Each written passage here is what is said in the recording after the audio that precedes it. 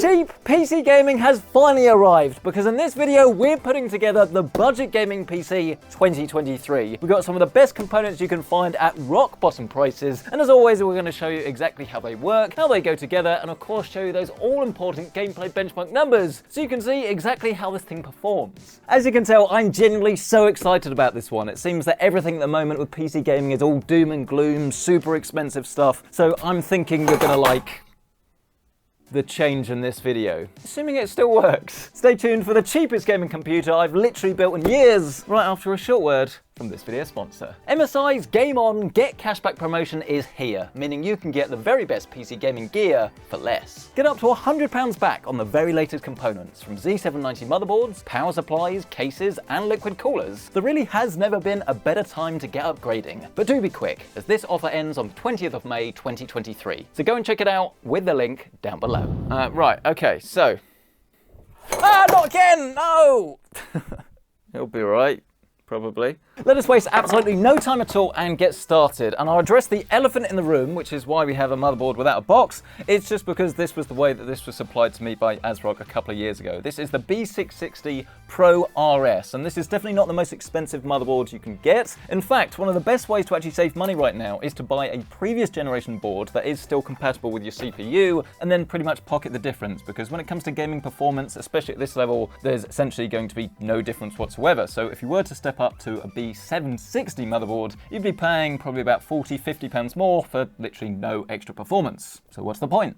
So rather unusually, we'll pop our motherboard down on top of our graphics card box and we will start our build. And again, when it comes to the CPU, this is another choice that is a little bit more of a budget-friendly option, because you can buy a more expensive version of this. This is the 12400, but the one I'm recommending is the 12400F. Essentially that means it doesn't have an integrated graphics chip that we're not going to use anyway. And just like the motherboard, this is slightly older, it's one back in the range. You can buy the newer 13400F, and that will net you slightly extra 1% lows, maybe slightly faster average performance. But when you're building a budget gaming PC, you're not going to be pairing this with like a super high-end graphics card, so chances are you're going to be bottlenecked in pretty much every game by the graphics card, not the CPU. So if you spent more money on this, chances are it wouldn't actually give you any better real-world performance, but again, you'd be paying more money. And I can understand why a lot of people do get confused around CPUs, because obviously you tend to want the best one you can afford, but it's all about prioritizing the right components, really. So this is a lower to mid-tier i5 chip, really. You can spend more money, but it's not really worth doing so unless you're going to buy a more expensive graphics card. That's pretty much the way I would go. Actually building a budget-friendly gaming PC right now is a bit of a minefield, because you properly have to understand all of the components and what sort of things you can cut corners on in order to save the most amount of money, because there are plenty of ways to save money with a gaming PC, but unfortunately not all of them will actually give you the same amount of performance as the cuts we're making here today. Now, I'm afraid this next bit is a little bit sloppy on my part, because the RAM I'm going to recommend is this, some Vengeance LPX, and this is pretty much Crucial's budget offering. It's been around for ages. They've been going for decades, I suppose, at this point. However, the kit I have is a ridiculously expensive 32GB kit running at 4600 MHz. So instead, I've grabbed my Crucial Ballistics 3200 MHz 16GB kit. That sadly seems to be discontinued, so you can't get hold of this anymore, which is a shame. So I'll leave this stuff linked, but we'll be using this in the build here today. Apologies. As always, we'll open up slots 2 and 4, because you need this for dual channel performance. Line this up with a slot, give it a good push home till it clicks, and then of course repeat with your other one. The sloppiness does continue, but only slightly when it comes to the SSD, because here we're using the Crucial P2, but they now sell the P3 for the same sort of money, slightly faster speeds. This really isn't going to make any difference to you whatsoever. Oh, but you will need another screwdriver. Do we need to add this to the cost of the build? Just borrow one from your dad or something. Dads have the best tools ever. And that's just a case of removing this top cover, grabbing your SSD, dropping that into the bay, and grabbing the heatsink, and just putting this back down safe and securely. Oh no, I've just remembered what we've got to do next. We're going to get some heat for this, quite literally. But I've said it before and I'll say it again. If you're building a budget gaming PC, do not spend loads of money on a CPU cooler that you just don't need. But you know what? My first ever computer had one of these for what, like 6 months, 12 months, something like that. Have this for a month, bear with it, it's not that bad, and then you can just make the upgrade a little bit later when you have the extra funds. And also, little bonus, this is very easy to install. You just line it up with the holes, just grab the posts, push them in, give them a little twist, I mean, I take it back, it's not easy. This has always been fiddly. It's something that should be simple. Twisting some posts in. I hate this, I hate it, it's worse than radiators. But anyway, you'll get there in the end, you'll just have hurty thumbs, you just need to grab your CPU cable and just plug this in where it says CPU fan. But anyway, that's enough of that. Let's move on to greener pastures, shall we? And actually talk about the chassis. And this is brand new. I haven't used this one yet, so we'll be walking you through it. This is actually from Antec. It's called the AX90, and I think the main selling feature really is pretty much all about the combination of RGB and airflow. I don't like the fact that you don't have captive thumb screws, but it is a bit more of an affordable chassis at around about 70, 75 pounds or so. But as you can see, you've got loads of airflow in this, and you can actually use this left-hand side as well. It's not quite as elegant as I've seen on some other chassis, and I think the reason for that is because this does look a little bit more accessible, shall we say, when it comes to price, because as you can clearly see, there's not really any cable management at all, which is actually a little bit disappointing. I'd at least want to see some more like straps or something, but this is very much bare bones. So I'm already starting to think that actually for 70, 75 pounds, this is a little bit on the high side, but then again, you do get those 4 RGB fans as standard. So that's definitely where your money is going. And it should also be noted that there is no USB-C on the front, but to be fair, you've got 3 USB type A that actually a lot of people would probably rather have. So pick your poison. We'll grab our case and lay it down flat. We'll then pick up the I/O shield that's actually becoming, I guess, less common these days because most motherboards actually have one of these baked into the board itself. There's only really the more entry-level boards that still come with them. Pick up your motherboard and then just line this up with those back holes.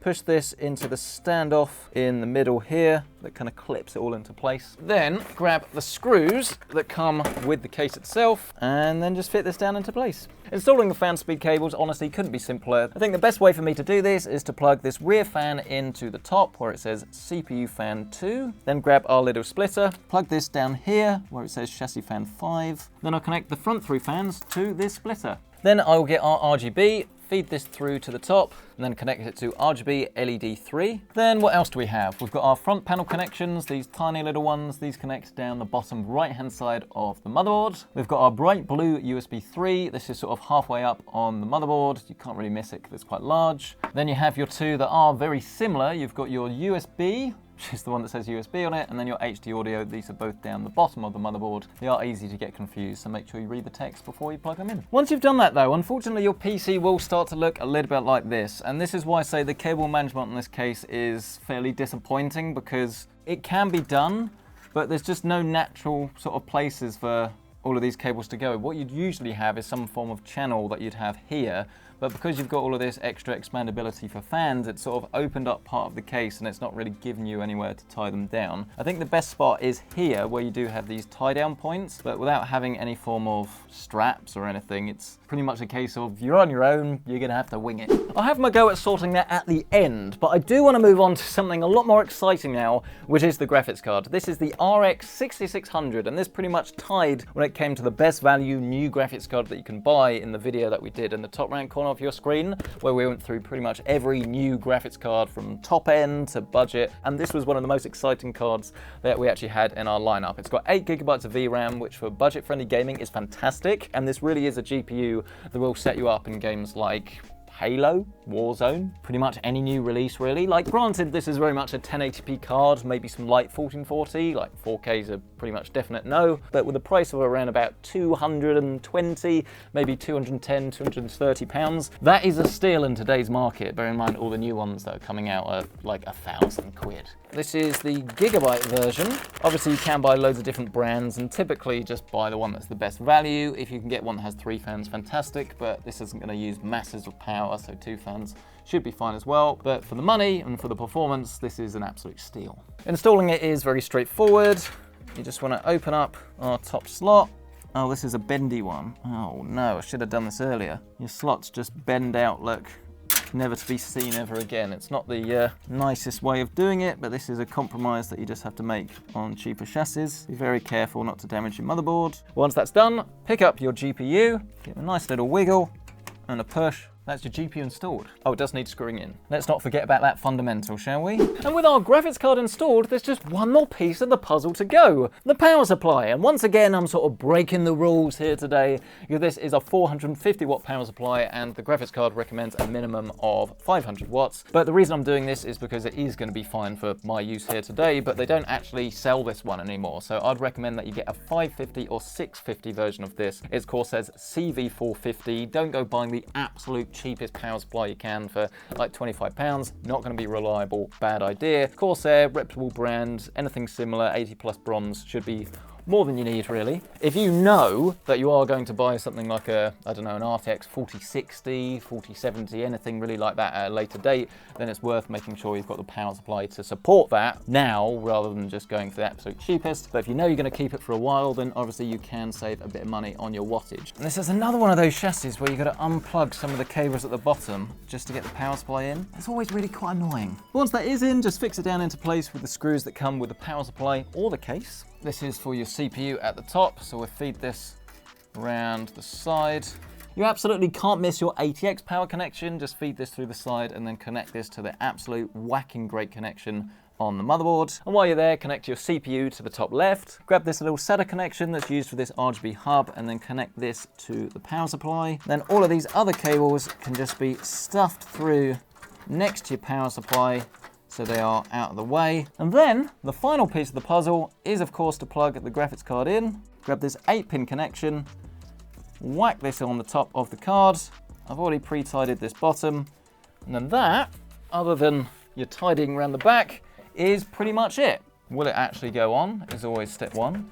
I mean, I don't think it actually has anywhere to sit. It's relying on the screws at the back. I'm not a fan of that, you know. I will definitely confess that if I paid £75 for this, I wouldn't be disappointed, but I wouldn't be ecstatic and over the moon. Not too bad. Should we get this turned on? Let's grab our 1080p monitor, high refresh rate of course. Connect up our HDMI to the graphics card, then to the monitor. Do not use this HDMI port on the back of the motherboard. Grab our PC Centric mouse mat, link is down below. I mean, if you haven't grabbed one yet, why? Check it out, pccentric.store. And then I think we should be ready to go. And that is some RGB. That is nice to see on a budget-friendly rig. But actually the fans are very quiet, which is nice to see, and it will add a lot of extra flair to your rig. I think this isn't going to win any awards for the most outrageous looking PC in the world, but you definitely have the building blocks here for something pretty great. I mean, you could upgrade the CPU a little bit later to like a 13th gen i7. You can obviously put loads of extra cooling in things, larger graphics cards, bigger power supplies. The world is very much your oyster, really. It's just a case of getting the performance that you need. If you are playing at 1080p, then why do you need to spend loads on a gaming PC? Especially if you're playing something like Dota, Counter-Strike, anything really that's lightweight. But are we actually going to get a signal on our monitor? Oh, we haven't plugged in a signal, that'll do it. Oh, there we go, we're in! Yes! In order to actually get Windows onto your PC, just grab a USB flash drive and then install a copy of Windows from the Windows website. It's really easy. This is going to be Windows 11. Turn your system back on. Go into the BIOS by mashing the delete key. You'll then get this sort of menu here. You can see our RAM is fully operational if you like, but you won't get that full speed until we enable the XMP profile, so we'll set this to run at 3200 megahertz. Our CPU fans are actually already set to silent. If you haven't already done that, that's a solid strategy to get a quieter PC. We'll then go save and exit. Once you've done that, you'll see this lovely little Windows installer screen. It's literally just a case of mashing next, basically. It will ask you for a Windows license key that you will need to buy eventually, but for now, you can just go, I don't have a product key. Select the version of Windows you want. Here we're doing Windows 11 Home. Accept the license agreement. Customize and install, hit drive 0, new, apply, OK. Let the Windows installer do the rest, and then you'll be ready to play some games. Just like I will be once I've downloaded them. Let's see what this rig can do. We're ready, we're steady, and I think it's time to go. I mean, that is lame even for me, but you get the point. And now that the system is fully set up and operational, my opinion hasn't really changed. I think that overall it's a very nice looking chassis. I don't think there's anyone out there that's gonna not like the appearance. It's just, I think for the money there probably are other cases that I would recommend slightly more, or realistically for a budget-friendly build, maybe look at one from MSI that's around about £20–30 cheaper. If you're going to upgrade this and utilize all of the space and the extra like room for fans, fantastic. It is worth looking at. Just be aware that you're paying a little bit for the potential of this rather than the outright quality of the case. But it is nice that you do get all of this RGB as standard, and actually the fans are very quiet in their default silent state when paired with the motherboard. So on that front, very good. But let's press on to the games. And let's also take this opportunity to press on the side panel. Oh, it's the thumb screws, isn't it? This is just so old-fashioned. But at least we do get a peel out of it. That was satisfying, 10 out of 10. And the first game that we have in our test suite today is one of my classics. I've been literally playing this for years. Granted, not in a while, but this is SMITE, and this is an example of a title that is actually a fair bit easier to run because obviously it's a little bit older, but plenty of people still play this, and it is one that I highly recommend. And in terms of our frame rate, we're getting around about 105 frames a second or so. I mean, this is pretty much to be expected. It's not exactly the most difficult game in the world to drive, but interestingly, it does actually say that we're only utilizing about 36% or so of our GPU, so clearly there is a lot more performance on the table. Not sure what that's all about. I really do need to get back into this actually. It was a game I really enjoyed. I don't know why I stopped playing. I think it's because I got easily frustrated. Games like this, you stop playing for a while, and then they're very hard to get back into. But I still remember all the buttons, so clearly not that bad. But here we are, jumping out of the plane into the Warzone, and actually the frame rate is probably better than I was expecting. We're currently getting about 110, 120 frames a second. And here's the thing, we test so many different systems and graphics cards and things on this channel, and ultimately the frame rate in Warzone tends to actually be pretty similar throughout. It's really anywhere between about 80 frames a second and 150, depending on the graphics card. But more importantly, really, it is the resolution, because ultimately, if you do want a bigger screen, you want more detail, then you've got to pay a load more money to get it. But at the end of the day, all people actually care about is how smooth the game is and the ability to actually compete and hopefully to win, because that doesn't really change depending on whether you have a much larger screen and loads more resolution or a smaller one. It's all about the way that the game feels. So if you can play Warzone competitively on a system that costs about, what's this, 700, 750 quid, your level of competitiveness is actually going to be very similar to someone paying 2.5 grand, but maybe can run this at 1440p or 4K rather than 1080p. So if you're trying to save money, lower resolution, cheaper system, the best way of doing it really. Before we move on to our next title though, I will draw your attention to that GPU load, because it's currently anywhere really between 70 and 90%, and this will tell you that we're actually a little bit bottlenecked by that CPU. So if you did want to upgrade to maybe a Core i5 like 13600 or the 13400F, this will net you a better frame rate in Warzone, which is obviously quite important if you specifically want to play this game. You will get a better frame rate, it will help you.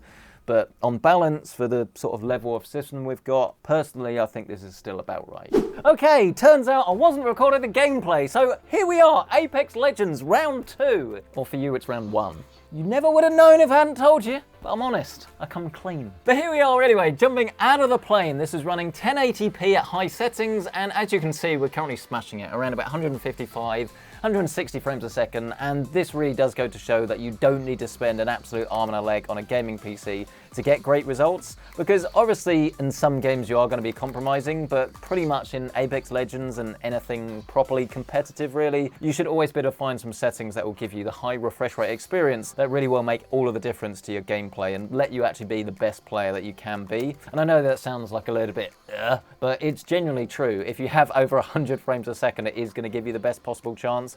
Obviously, there are loads of factors at play, main one being your skill, also peripherals and all of these other things. But I'd say that having a high refresh rate monitor and a PC capable of actually sort of driving it at over 100 frames a second is genuinely the thing that is going to help you out the most when it comes to competitive games like Apex. But enough talk, can I actually... No, I'm going to... Yep. Blow. We use this as a quick opportunity to give you a little noise test.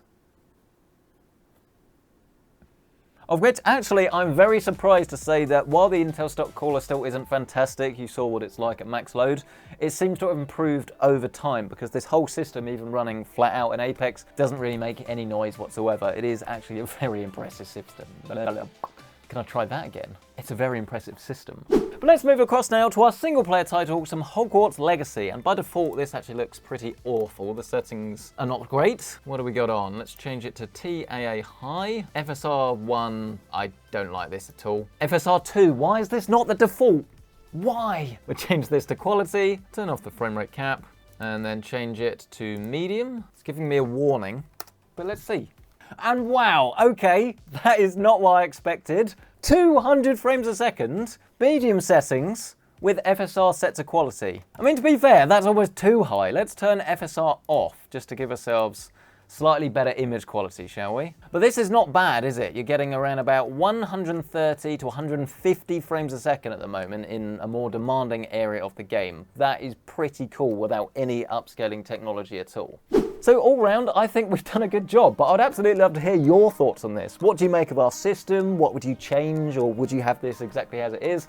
I'd love to hear from you. Smash the like button if you have enjoyed this, get yourself subscribed, and of course, as always, if you do want to check out current pricing on anything featured in this rig, you can find that link down below with my Amazon affiliate links. And while you're down there, why not check out MSI's Game On Get Cashback promotion? You can grab up to £100 cashback on the latest gaming gear, so why don't you start your PC upgrade today? Maybe a new Z790 motherboard, the PCI Gen 5 compatible A1000G power supply? Check out their full selection today and get upgrading with the link down below. Thank you so much for watching. We'll catch you in the next one.